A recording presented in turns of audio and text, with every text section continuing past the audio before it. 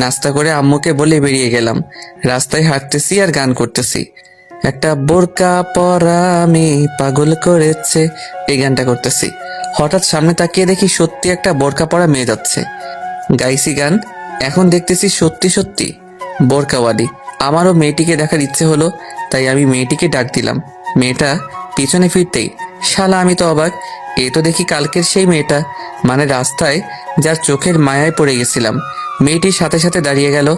আমি আবার মেয়েটির চোখের মায়ায় পড়ে গেছি, এক পলকে তাকিয়ে আছি। তখন মেয়েটি বলল, এই যে মিস্টার, এইভাবে তাকায় আছেন কিল্লাই? মেয়েটির কথায় আমার ঘোর কাটলো। কই, ইস কি লজ্জা! আমি মাথা নিচু করে ফেললাম। আপনি কালকের সেই ছেলেটি না? না না, মানে হ্যাঁ। আপনি তোতলা নাকি? আমি তোতলা হতে যাব কেন? কি সব বলছেন? তাহলে এরকম করেন কিল্লাই? না মানে আসলে আমি কোনো মেয়ের সাথে কথা